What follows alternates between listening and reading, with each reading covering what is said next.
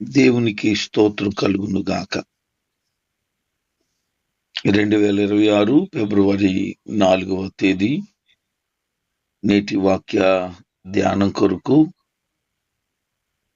రోమా పత్రిక 10వ అధ్యాయం.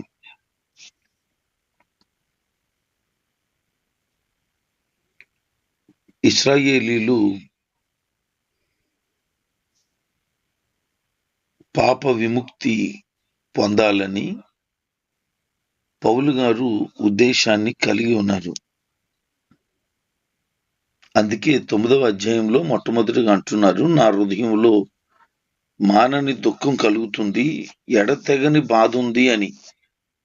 ఏంటి అతని బాధ, దుఃఖం అంటే తన తోటి సహోదరులు రక్షణ పొంది క్రీస్తుని అంగీకరించి ఆయన మార్గంలో సాగాలన్నది ఆయన యొక్క గొప్ప ఉద్దేశం. దానికోసం తన పేరు జీవగ్రంథంలో లేకపోయినా పర్వాలేదు అని, తను నశించిపోయినా పర్వాలేదు అని భావిస్తూ ఉన్నాడు. తను చేయుచున్న ఒక గొప్ప పని ఏంటంటే వారందరూ రక్షించబడాలనట మానకుండా ప్రార్థన చేస్తున్నాడు.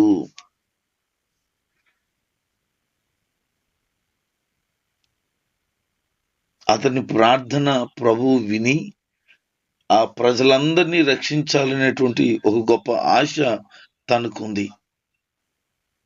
నేటి దినాన్న ఈ మాటలు వింటున్న వారు మానకుండా మీ వారు రక్షించబడాలని, నీ కుటుంబం అంతా రక్షణలోనికి నడిపించాలని ఆశ నీకు ఉందా?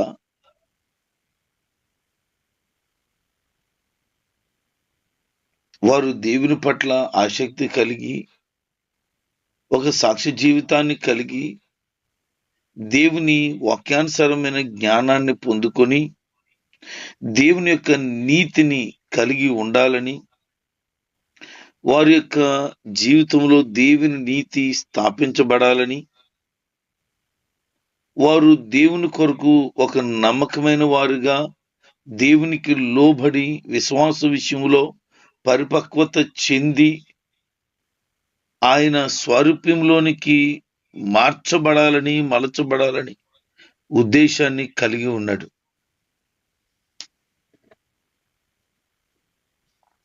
ఏ ఒక్కరూ నశించిపోకూడదు అని దేవుని ఉద్దేశాన్ని పౌలు గారు మరింతగా కలిగి ఉండడం చాలా ఆశ్చర్యం.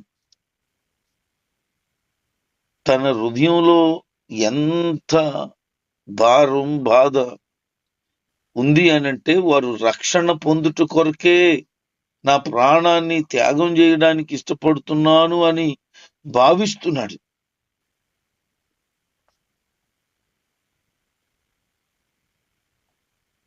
యూదా పత్రికలో ప్రభు చెప్తారు, ఒకరిని అగ్నిలో నుండి లాగినట్లు లాగాలి అని.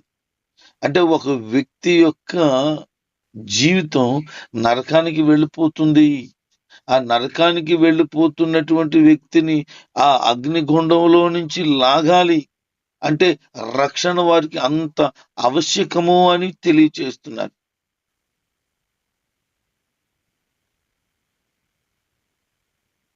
దేవుని నీతి విషయంలో పరిశుద్ధత నుండి ఆయన మార్గంలో సాగాలని తన ప్రజలు అనబడినటువంటి ఇశ్రాయేలీలు దేవునిలోనే ఉండాలని చాలా అభిలాష కలిగి ఉన్నట్లు చెప్తున్నాడు. దాని కొరకట దేవునికి దూరమైపోయి వేరైపోయినా పర్వాలేదు అనేది పౌలు ఉద్దేశం.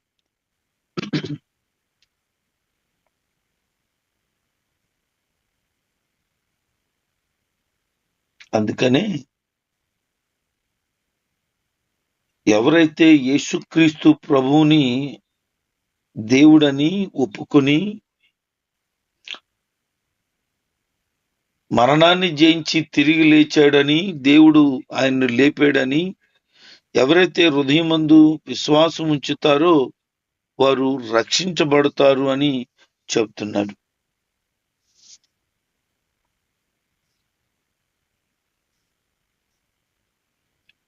నమ్మి బాప్తీసం పొందినవాడు రక్షించబడతాడని చెప్పినటువంటి లేఖనాలలో ఇదే మాట ఇక్కడ కనపడుతుంది. ఏంటంటే యేసు ప్రభువుని దేవుడని ఒప్పుకొని హృదయమందు విశ్వాసం ఉంచినప్పుడు అతను రక్షించబడతాడట. అంటే మొట్టమొదటి జరగవలసిన రక్షణ కార్యము ఎక్కడంటే హృదయ అంతరంగంలో కార్యం జరిగితే తర్వాత బహిరంగమైనటువంటి కార్యం జరుగుతుంది. హృదయంలో కార్యం జరగలేనిది బహిరంగంగా కార్యం జరగాలంటే కష్టం. అందుకనే అంతరంగంలో మార్పు కోరుతున్నాడు ఆయన. హృదయ శుద్ధి కలిగిన వారు ధన్యులు అంటాడు. ఆ హృదయ శుద్ధి కలిగి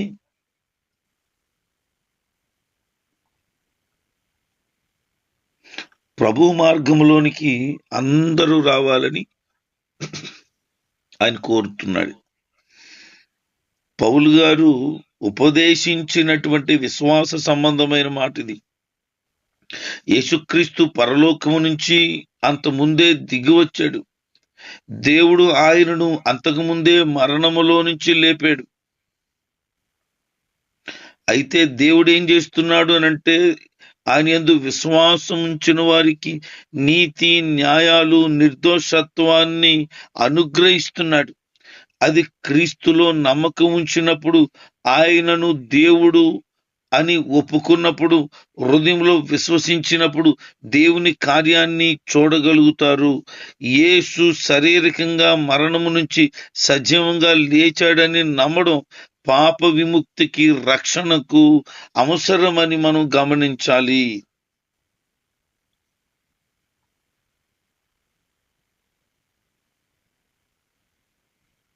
ఈ అతి ప్రాముఖ్యమైనటువంటి విషయం ఏంటంటే యేసుక్రీస్తు మరణము నుంచి తిరిగి లేచాడని ఒప్పుకోవడమే.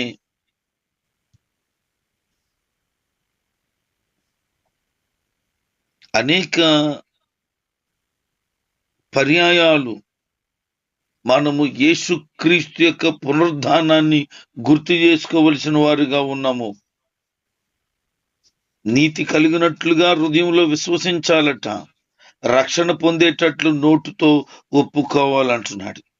యూదుడైనా, గ్రీసు దేశస్థుడైనా, ఎవరైనా సరే ఏ భేదం లేదు. అంటే ఆల్రెడీ యూదుడు కదా అనంటే యూదుడే కానీ యేసు ప్రభు వారిని ఒప్పుకోలేని కారణాన వాళ్ళు రక్షణ పొందరు. యేసు ప్రభు వారిని ఒప్పుకుంటేనే రక్షణ పొందుతారు. అందుకని వాక్యం ఏం సెలవిస్తుందనంటే ఆయన నామమును బట్టి ఎవరైతే ప్రార్థన చేస్తాడో వాడు రక్షించబడతాడు. అంటే ఆయన నామములో ప్రార్థన చేయకపోతే రక్షణ కలగదు. కారణం ఏంటంటే పశ్చాత్తాపడి ప్రభు దగ్గర పాప క్షమాపణ పొంది, ప్రభువా నేను పాపిని, నన్ను మన్నించు, క్షమించు అని ప్రభు దగ్గర తన పాప అపరాధములన్నీ ఒప్పుకొనినప్పుడు ఆ ప్రభు యొక్క కనికరము పొంది రక్షణ పొందుతాడు. మరి ప్రభు దగ్గరే క్షమాపణ కోరకపోతే రక్షణ ఎలా పొందుతాడు?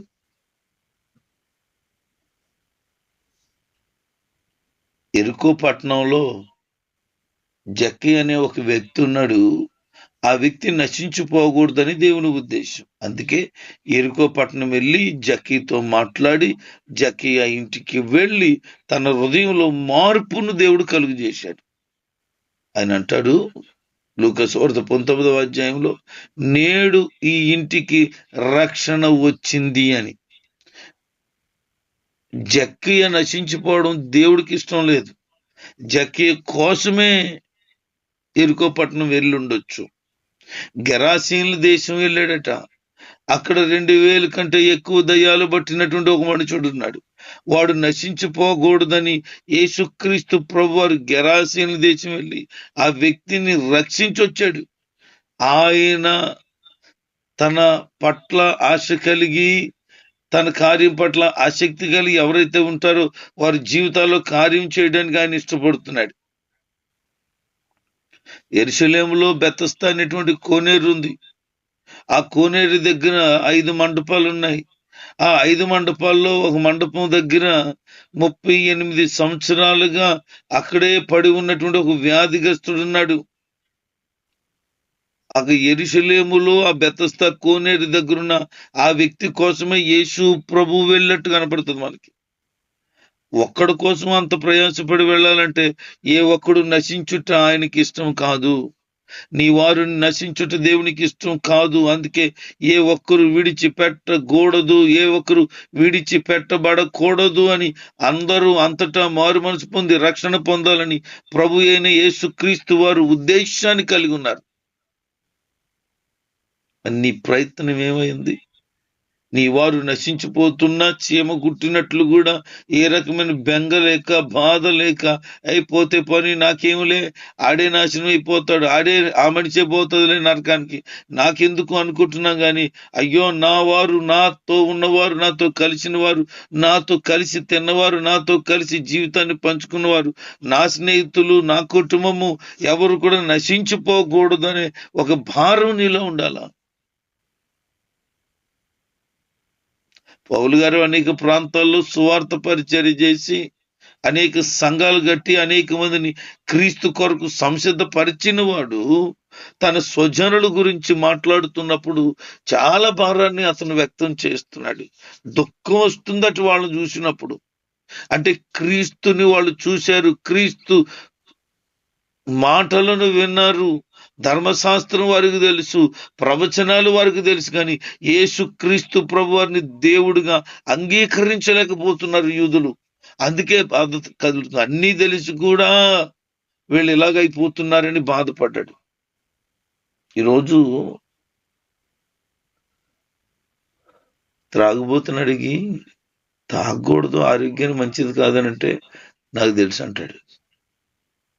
తెలుసు, మరి ఎందుకు తాగుతున్నావు?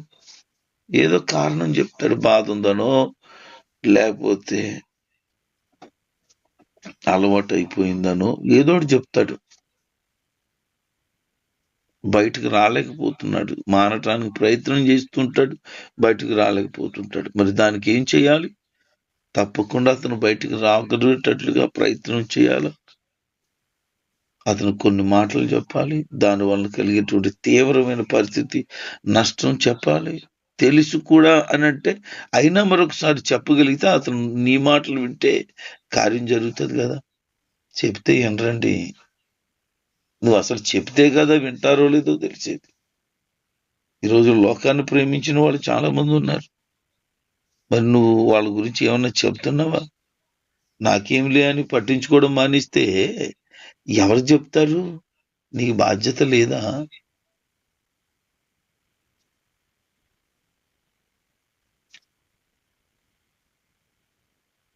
దేవునికి ఎవరు ప్రార్థన చేస్తారంటే విశ్వసించిన వారు అని రాయబడింది. ఆయన ఉన్నాడని, ఆయన కార్యాలు జరిగిస్తాడని, ప్రార్థనకు జవాబు దయచేస్తాడని ఎవరైతే విశ్వాసం ఉంచుతారో వారే ప్రార్థన చేస్తారు. అందరూ ప్రార్థన చేయలేరు. మరి నువ్వు ప్రార్థన చేస్తున్నవే, నీ ప్రార్థనకు దేవుడు వింటున్నాడని, జవాబు ఇస్తున్నాడని నమ్ముతున్నావా? నమ్మకపోతే ఎంతసేపు ప్రార్థన చేసినా ఏమీ ప్రయోజనం లేదు. విశ్వాసంతో కూడుకున్నటువంటి ప్రార్థన బహు బలమైనదట. విశ్వాస సహితమైన ప్రార్థన రోగిని స్వస్థపరుస్తుందట. విశ్వాసము కలిగి ప్రార్థన చేసినప్పుడు, ఆసక్తిగా ప్రార్థన చేసినప్పుడు వర్షం కూడకూడదని ఏలియా చెప్తే భూమి మీద 3.5 సంవత్సరాలు వర్షం కురలేదు. మరలా ఆసక్తిగా ప్రార్థన చేస్తే భూమి మీద వర్షం కురిసిందట. అంటే అతను ప్రార్థన ఎంత విశ్వాసంతో చేశాడో.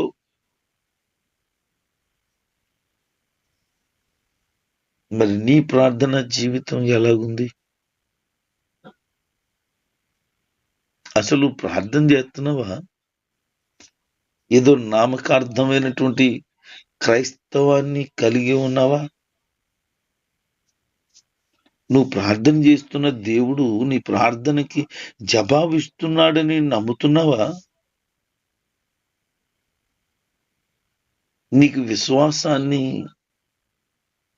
కలిగి ఉండటానికి నీ హృదయాన్ని సిద్ధపరచుకుంటున్నావా? దేవుని వాక్యాన్ని వినడం వల్ల విశ్వాసం కలుగుతుందట.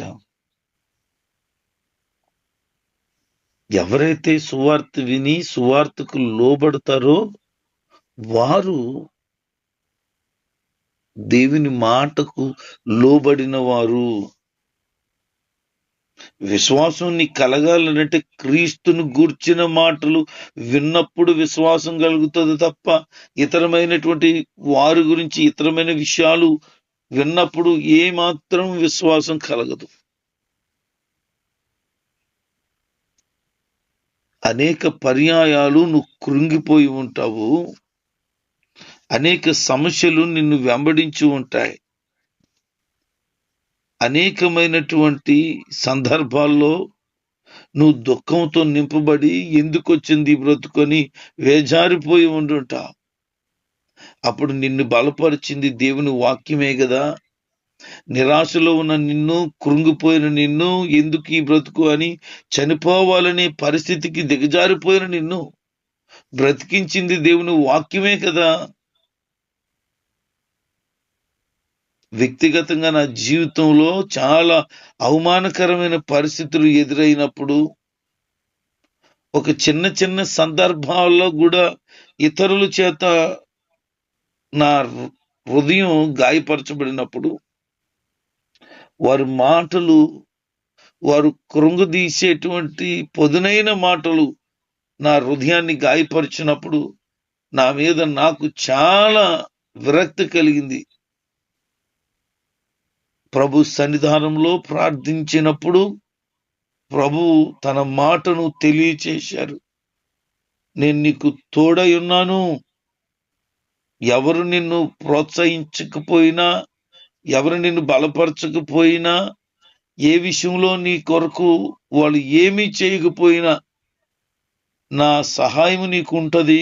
నువ్వు ముందుకు సాగు, నేను నీకు తోడై ఉన్నాను అని చెప్పారు ప్రభు. ఆ రోజు నుంచి కృంగిపోయిన నా హృదయం బలపరచబడింది. ఎంతగా అంటే ఆయన మహాకృపను బట్టి ఇతరులను బలపరచగలిగినంతగా నా హృదయాన్ని దేవుడు బలపరిచాడు. అవమానకరమైన స్థితిని నేను కలిగి ఉన్న దినాల్లో ఆ అవమానము నుంచి తీసి రెట్టింపు ఆనందాన్ని ఇచ్చాడు ఆయన. నువ్వెందుకు పనికిరావు అనే మాటలు విన్న నా హృదయం, నువ్వు ప్రయోజనకరమైన వ్యక్తివి అని ప్రభువునని ఎంచినప్పుడు నాకు అర్థమైంది.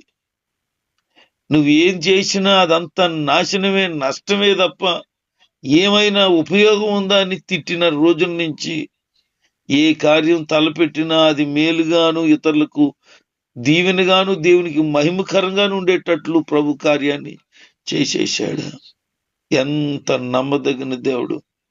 నా మాటలు ఇతరులకు ఆయాసాన్ని, కోపాన్ని రేపేవిగా ఉండేవి. నా మాటలు నచ్చేవే కావు. కానీ ఈ రోజున ఆయన మాటలు చెబుతూ ఉంటుండగా వినటానికి ఆసక్తి కలిగిన వారు ఎంతో మందిని దేవుడు సంసిద్ధపరిచాడు. అనేక స్థలాల్లో ఆయన కొరకు నిలబడి దైవ వర్తమానాన్ని అందించినప్పుడు అనేక మంది హృదయాలు కరిగి పశ్చాత్తాపం పొంది ప్రభుకి దగ్గరవుతూ ఉంటుండగా, ఒకప్పుడు నా మాటలు బాగోలేదే, నా మాటల యొక్క తీరు ఇతరులకి నచ్చలేదే, కానీ ప్రభు మాటలు ప్రకటించినప్పుడు ఈరోజు అనేక మంది హృదయాలు కదిలించబడుతున్నాయి. అనేక మంది అయ్యగారు మీకు సమయం ఉంటే కొద్దిసేపు మీతో మాట్లాడాలనుకుంటున్నాము అని చెప్పే అంత స్థితికి దేవుడు నడిపించాడు. ఆయనకి మహిమ కలుగును గాక. ఈరోజు ప్రియ దేవుని బిడ్డ, కృంగిపోయి ఉన్నావేమో, నిరాశలో ఉన్నావేమో, నీ బ్రతికేంటో నీకే అసహ్యం కలుగుతుందేమో. సమస్యలను బట్టి, రోగములను బట్టి, ఆర్థిక ఇబ్బందులు బట్టి, మానసిక రుగ్మతలను బట్టి, ఇతరమైన అవమానాలు, నిందలు బయటికి చెప్పుకోలేక నిన్ను నీవే నిందించుకుంటూ, నిన్ను నీవే ఎందుకు బతుకుతున్నావు నువ్వు అని చెప్పుకునే స్థితిలో ఉన్నావేమో. నా ప్రభు నీతో ఈ ఉదయకాలం ముందు చెప్తున్న మాట ఏంటంటే, నువ్వెంతగా నలిగిపోతున్నావో, ఎంతగా కృంగిపోతున్నావో, ఎంతగా బెంగతో ఉన్నావో, ఎంతగా నీ జీవితం పట్ల విరక్తి కలిగి ఉన్నావో, ఈ స్థితి అనేక మంది కలిగి ఉన్నప్పుడు నీవు వాళ్ళ కొరకు సాక్ష్యం చెప్పేటట్లుగా దేవుడు నీ జీవితాన్ని ఈరోజు ఇలాగుంచాడు గాని ఈ నీ జీవిత పరిస్థితులన్నీ కూడా నా ప్రభు ఆశ్చర్యంగా మార్చబోతున్నాడు. కృంగిన వారిని నువ్వు లేవనెత్తబోతున్నావు. వేదనతో ఉన్న వారికి, నువ్వు దుఃఖములో ఉన్న వారికి ఆదరణగా, ధైర్యంగా మారిపోబోతున్నావు. అనేక మంది నిరాశల్లో ఉండిపోయిన వారికి ఆశలు కలిగించేటువంటి వ్యక్తిగా నువ్వు ఉండబోతున్నావు. అనేక మంది చనిపోవాలి అని అనుకునే వారికి ధైర్యాన్ని ఇచ్చే మాటలు మాట్లాడి వారిని మరణించకుండా ఆపే భాగ్యాన్ని ప్రభు నీకు ఇవ్వబోతున్నాడు. అందుకే నిన్ను ఇలాగ నడిపిస్తున్నాడు తప్ప నిన్నేదో బాధ పెట్టాలనో, కృంగదీయాలనో, అందరిలో అవమానకరంగా ఉంచాలని కాదు. అలాగూ రాబోయే దినాలు అనేక మంది ఉంటే, అవును నేను కూడా ఇది అనుభవించాను, నువ్వేమి కంగారు పడొద్దు, దేవుడు నన్ను నీలాంటి పరిస్థితిలో ఉన్నప్పుడు లేవనెత్తాడు, నిన్ను కూడా లేవనెత్తుతాడు. నిన్ను ఒక సాక్షిగా ఉండటానికి దేవుడు నిన్ను సిద్ధపరుస్తున్నాడు.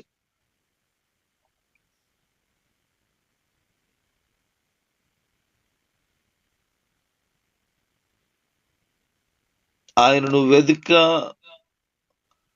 ఉద్దేశము ఎవరికైతే లేదో అలాంటి వారు కూడా ఆయన దొరికాడట.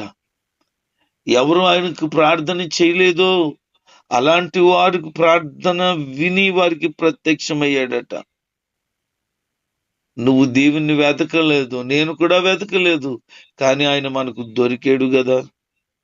ఆయన గురించి మనం ఎక్కడా కనిపెట్టలేదు, కానీ ఆయన మనము పొందుకోగలిగి ఉన్నాము కదా. అదే ఆయన మన మీద చూపిస్తున్న అద్భుతమైన ప్రేమ. కనుక మనము దేవుని వాక్య ప్రకారంగా దినమంతా కూడా చేతులు చాస్తూ ఉన్నాడట. ఆయన ఎంత ప్రేమ కలిగిన దేవుడు. నీ కొరకే ఆయన చేతులు చాచుచూ ఉంటుండగా ఆయన దగ్గరకు నువ్వు రా, ఆయన సహాయాన్ని కోరుకో. తప్పకుండా ఆయన నిన్ను బలపరుస్తాడు, నీకు ఆయన సమాధానం ఇస్తాడు. దినమంతా కూడా ఎదురు చూస్తున్నాడు. నువ్వు ఏ సమయంలో, అది రాత్రైనా పగలైనా, ప్రభువా నా జీవిత పరిస్థితులు ఎలాగున్నాయి, నన్ను జ్ఞాపకం చేసుకో అని అడిగితే చాలు, ఆయన నీ పరిస్థితిని మార్చేస్తాడట. అందుకే దినమంతా కూడా నీ కొరకు ఎదురు చూస్తున్నాడు. మరి ఆయన చెంతకు చేరగలవా?